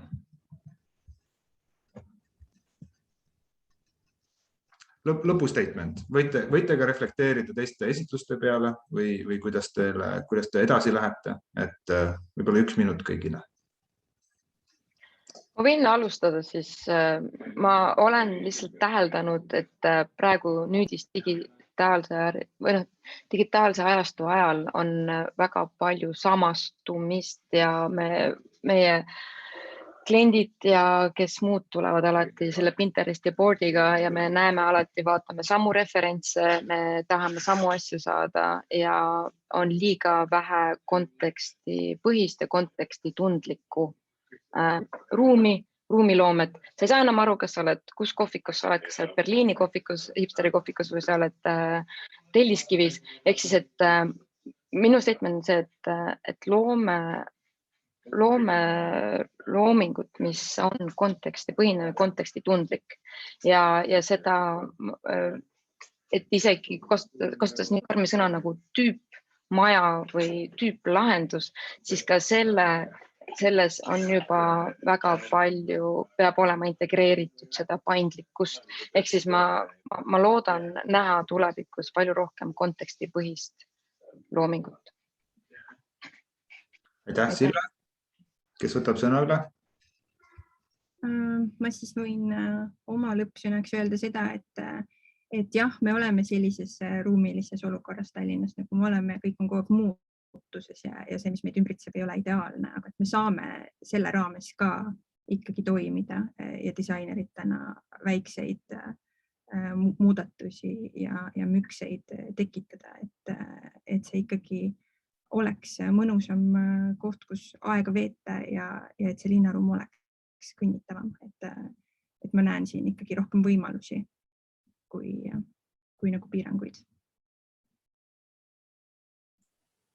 Aitäh, Krist! haaraks korra kinni sellest tagantjärgi sellest samast materjali kasutusest, et tegelikult see puudutab ka igasugust teerada ja teeosa ju, et asfalt on senimaani ikkagi parim lahendus pöörlevate objektide liigutamiseks ühtlane ja sile ja eriti kui su liikumisvahendil ei ole amortisaatoreid ja vedrusid all. Et siis ta on esialgu paratamatu, aga ka mingil määral taaskasutatav. Aga võib-olla mingis mõttes võtta kindlasti teisest osast, et kuidas nagu neid märke ja poste ja torusid oleks võimalikult palju vähem. Et vähem raisata materjali, kuidas luua sellist ruumi, mis on loogiline, arusaadav, et me ei peaks igale poole silte panema ja kuidas jõuda selleni, et neid üks osakond ei paneks kõigepealt laternapoiste paika ja sellele järgnevalt ei tuleks teine osakond panema järgmisi silte paika, uued torud teistest poole meetri kaugusele, eks ole, et ei ole küll meie lahendada ülesanne, aga see on üks küsimus, millele siis inimesed, kelle korraldada see on, saaksid mõelda. Ja loomulikult igasugune kergema koormusega liikumisviis ka kulutab vähem. Sõiduteede hoolduseks kulub paratamatult rohkem kui ühe kõnnitee või rattaraja hoolduseks tegelikult. Ka see on asi, mida nagu mõelda, et millegi rajamine võib võtta energiat, aga samas selle käigushoidmine ja hooldamine on kokkuvõttes ikkagi soodsam. Aitäh nende lõppsõnadest. Ma küll lubasin, et ma rohkem ei tsiteeri, aga ma ühe ikkagi panen. Michael Braungart on öelnud väga hästi, et less bad is not good, et vähem halb ei ole juba hea, ei ole veel hea. Ja ma arvan, et mida need 3 projekti võib-olla näitavad, ongi see, et natukene julgust mõelda asjade peale süsteemsemalt. Ja nagu Sille ja tegelikult need mõlemad projektid, ka Kristilt ja Martinilt on välja toonud, et tegelikult kohalikkusel ja kohaliku eripära tajumisel on tegelikult üsna suur roll selles, kuidas me nende nii-öelda globaalsete muredega nagu linnastumine ja inimtekkeline kliimamuutus tegeleme.